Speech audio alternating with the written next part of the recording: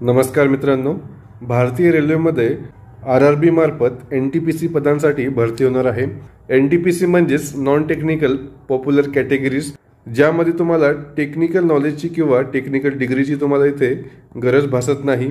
यामध्ये तुम्ही सामान्य जरी ग्रॅज्युएट असाल तरी तुम्ही या पदांसाठी अप्लाय करू शकता। यामध्ये एकूण 8113 पदे असणार आहेत। तर या परीक्षेसाठी लागणारी पात्रता असेल, परीक्षा पद्धत असेल, अभ्यासक्रम असेल आणि पुस्तकांची यादी म्हणजेच आपल्याला कुठून अभ्यास करायचा आहे नेमका ते आपण या व्हिडिओच्या माध्यमातून बघणार आहोत। तर रेल्वे मंत्रालयाने 13 सप्टेंबर 2024 रोजी ही जाहिरात प्रसिद्ध केली आहे। 14 सप्टेंबर पासून तुम्ही या एग्जामसाठी अर्ज करू शकता आणि अर्ज करण्याची आखरी तारीख जी आहे ती 13 ऑक्टोबर पर्यंत तुम्ही या एग्जामसाठी अर्ज करू शकता। यामध्ये 5 पदांसाठी ही एग्जाम होणार आहे। त्यामध्ये चीफ कमर्शियल क्लर्क कम ticket supervisor, station master, goods train manager, junior account assistant कम टायपिस्ट आणि सिनियर क्लर्क कम टायपिस्ट या 5 पदांसाठी या जाहिरातीच्या मार्फत भरती होणार आहे। यामध्ये सर्वात जास्त जी पदे आहेत ती गुड्स ट्रेन मॅनेजर यासाठी आहेत। 3144 पदे आहेत। अशी टोटल संपूर्ण पदे मिळून 8113 पदे आहेत आणि या सर्वच पदांसाठी तुम्हाला मिनिमम ग्रॅज्युएट असणं अनिवार्य आहे। यामध्ये तुम्हाला 2 स्टेजेसमध्ये एग्जाम होणार आहे। एक असेल CBT 1 असेल आणि CBT 2 असेल। ते काय आहे आणि त्याचा सिलेबस काय आहे, पेपर पॅटर्न काय आहे ते आपण समोरच्या स्लाइडमध्ये बघणारच आहोत। सोबतच स्टेशन मास्टर या पदासाठी कम्प्युटर बेस्ड ॲप्टिट्यूड टेस्ट असणार आहे आणि सिनियर क्लर्क कम टायपिस्ट आणि ज्युनियर अकाउंट असिस्टंट या पदासाठी टायपिंग स्किल्स टेस्ट असणार आहे। आणि उर्वरित जी पदं आहेत म्हणजेच गुड्स ट्रेन मॅनेजर असेल, सिनियर कमर्शियल कम तिकीट सुपरवायझर असेल यांच्यासाठी 2 CBT असतील, CBT 1 आणि CBT 2 आणि सोबतच डॉक्युमेंट व्हेरिफिकेशन आणि मेडिकल एक्झामिनेशन होणार आहे। CBT 1 ही क्वालिफाईंग असणार आहे आणि CBT 2 साठी तुम्हाला 15 टाइम्स म्हणजेच एका पदासाठी 15 लोकांची निवड होणार आहे। म्हणजेच 8141 पदं आहेत इंटू तुम्ही 15 कराल तर जवळजवळ 1,20,000 लोकांची CBT 2 साठी निवड होणार आहे। त्यामुळे हे चांगली संधी आहे। त्यानंतर CBT 2 नंतर तुम्हाला ज्यावेळेस स्किल टेस्ट होणार आहे त्यामध्ये 8 टाइम्स म्हणजेच एका पदासाठी 8 लोकांची निवड करणार आहेत। त्यामुळे तुम्हाला त्यामध्ये पण जवळजवळ 65,000 लोकांची त्यामध्ये निवड होणार आहे। या परीक्षेमध्ये CBT 1 असेल किंवा CBT 2 असेल या दोन्ही परीक्षेमध्ये तुम्हाला नेगेटिव्ह मार्किंग असणार आहे। म्हणजेच 1/3 नेगेटिव्ह मार्किंग तुम्हाला इथे असणार आहे। ही गोष्ट लक्षात ठेवायची आहे। त्यानंतर एज लिमिट आहे। यामध्ये 1 जानेवारी 2025 पर्यंत तुम्हाला एज पकडायची आहे। ओपन कॅटेगरीसाठी आणि EWS कॅटेगरीसाठी 2 जानेवारी 1989 पासून ते 1 जानेवारी 2025 मध्ये तुमची जर जन्मतारीख असेल तर तुम्ही यासाठी अप्लाय करू शकता। त्याच प्रकारे सर्वच कॅटेगरीचे इथे डेट दिलेले आहेत, हे तुम्ही बघू शकता। त्यानंतर इथे एज रिलॅक्सेशन दिलेलं आहे। ओपन OBC साठी 3 वर्ष असेल, SC ST साठी 5 वर्ष असेल आणि इतर संवर्गासाठी पण इथे एज रिलॅक्सेशन दिलेलं आहे। तुमचा जो पण संवर्ग आहे, जे पण कॅटेगरी आहे त्यानुसार तुम्ही इथे चेक करू शकता।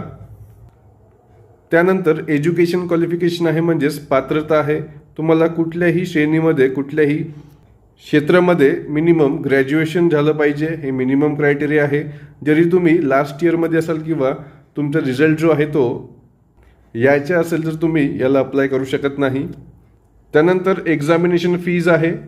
ओपन असतील, EWS असतील, OBC असतील यांच्यासाठी 500 रुपीज फी आहे आणि SC ST एक सर्व्हिसमॅन असतील यांच्यासाठी आणि फिमेल लोक असतील यांच्यासाठी 250 रुपये फी ठेवलेली आहे। ओपनवाल्यांसाठी जरी तुम्ही CBT 1 मध्ये अपियर झाले तर 500 मधून 400 रुपये तुमच्या बँक अकाउंटमध्ये जमा होतील आणि SC ST आणि इतर जे लोक आहेत त्यांच्यासाठी 250 पैकी 250 रुपयेच तुमच्या बँकमध्ये जमा होतील। परंतु तुम्हाला त्यासाठी CBT 1 मध्ये अपियर व्हावं लागेल, म्हणजेच तुमची जी फीज आहे ती रिएम्बर्समेंट होणार आहे इथे। त्यानंतर CBT 1 बद्दल माहिती आहे। CBT 1 ही 90 मिनिटाची असणार आहे। यामध्ये एकूण 100 प्रश्न असतील। त्यामध्ये जनरल अवेअरनेस म्हणजे सामान्य ज्ञान या विषयाचे 40 प्रश्न असतील, गणित या विषयाचे 30 प्रश्न असतील आणि रिजनिंग या विषयाचे 30 प्रश्न असतील। असे एकूण 100 प्रश्न असतील आणि हे 100 प्रश्न तुम्हाला 90 मिनिटांमध्ये सॉल्व्ह करायचे आहेत। आणि यामध्ये एक महत्त्वाचं म्हणजेच 1/3 निगेटिव्ह मार्किंग आहे, म्हणजेच तुमचा 0.33% ही निगेटिव्ह मार्किंग आहे। यामध्ये CBT 1 जी आहे ती फक्त क्वालिफाईंग नेचरची असणार आहे, त्याचे मार्क्स तुमच्या अंतिम गुणवत्ता यादीमध्ये ग्राह्य धरले जाणार नाही। CBT 1चा हा सिलेबस आहे, त्यामध्ये मॅथमॅटिक्स आहे, जनरल इंटेलिजन्स अँड रिजनिंग आहे आणि जनरल अवेअरनेस आहे। हा इंग्लिशमध्ये आहे, तुम्ही एकदा पॉज करून हा वाचून घ्या। त्यानंतर मराठीमध्ये सिलेबस आहे, गणित आहे, गणितमध्ये संख्या प्रणाली असेल, दशांश असेल, अपूर्णांक असेल, LCM आणि SCF असेल, गुणोत्तर आणि प्रमाण असेल, टक्केवारी असेल, वेळ आणि काम, वेळ आणि अंतर, साधे व्याज, चक्रवाढ व्याज, नफा आणि तोटा, प्राथमिक बीजगणित, भूमिती, त्रिकोणमिती इत्यादी महत्त्वाचे टॉपिक्स आहेत। त्यानंतर सामान्य जागृतामध्ये इत्यादी टॉपिक्स दिलेले आहेत, हे तुम्ही रीड करून घेऊ शकता पॉज करून। त्यानंतर रिजनिंगमध्ये इत्यादी टॉपिक तुमच्या सिलेबसमध्ये दिलेले आहेत, हे पण तुम्ही स्क्रीनशॉट घेऊन ठेवा किंवा याचं तुम्ही आपल्या बुकमध्ये नोट डाऊन करून ठेवा। त्यानंतर CBT 2 असणार आहे, यामध्ये 90 मिनिटाचा तुम्हाला कालावधी असणार आहे, परंतु यामध्ये 120 प्रश्न असणार आहेत। यामध्ये सामान्य ज्ञान या विषयाचे 50 प्रश्न असतील, गणित या विषयाचे 35 प्रश्न असतील आणि रिजनिंग या विषयाचे 35 प्रश्न असणार आहेत।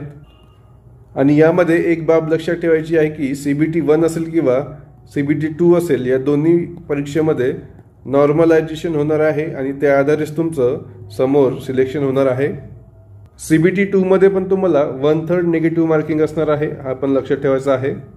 CBT 2 चा पण सिलेबस जो आहे तो CBT 1 सारखा असेल, फक्त यामध्ये जी प्रश्नांची लेवल जी आहे ती थोडी ॲडव्हान्स असणार आहे, त्यामुळे सिलेबस जो आहे तो सेमच आहे, परंतु CBT 1 साठी तुम्हाला या सब्जेक्टचा बेसिक करायचा आहे आणि CBT 2 साठी तुम्हाला या सब्जेक्टचा थोडासा ॲडव्हान्स लेवल करून ठेवायचा आहे।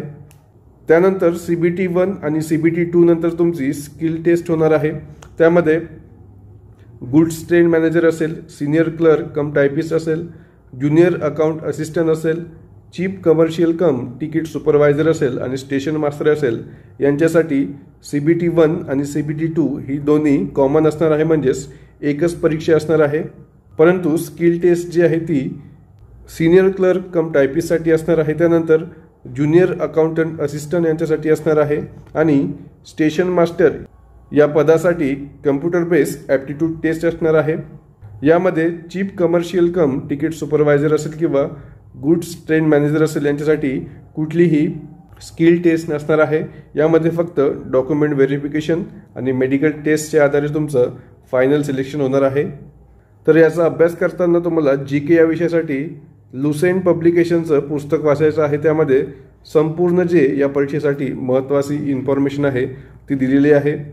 कल्चर या विषयासाठी तुम्ही 11वीची NCERT यूज करू शकता किंवा जी इतर विषय दिलेले आहेत त्यासाठी पण तुम्ही 5वी ते 10वी पर्यंतची NCERT यूज करू शकता। त्यानंतर मॅथ्स आणि रिजनिंग आहे, त्यासाठी तुम्ही गगन प्रताप सरांचं तुम्ही यूट्यूब चॅनल फॉलो करू शकता किंवा मराठीमध्ये तुम्हाला करायचं असेल तर सचिन ढवळे सरांचं तुम्ही क्लासेस जॉईन करू शकता। दोनपैकी तुम्हाला जे तुम्हाला सोपं वाटत असेल, म्हणजे ज्यांची तुम्हाला लँग्वेज समजत असेल, ते तुम्ही क्लासेस जॉईन करू शकता। यामध्ये करंट अफेअरसाठी तुम्हाला GK टुडेचं जे यूट्यूब चॅनल आहे ते फॉलो करायचं आहे, ते जरी तुम्ही केलं तरी करंट अफेअर्सचे तुमचे सगळेच प्रश्न इथे सुटणार आहेत। आणि त्यासोबतच तुम्हाला टेक्स्टबुक या वेबसाईटवरती जी टेस्ट सिरीज आहे ती पण जॉईन करायची आहे।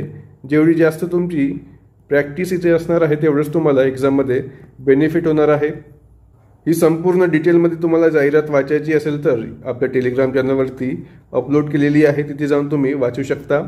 टेलिग्राम चॅनलची लिंक जी आहे ती डिस्क्रिप्शन बॉक्समध्ये मी टाकलेली आहे।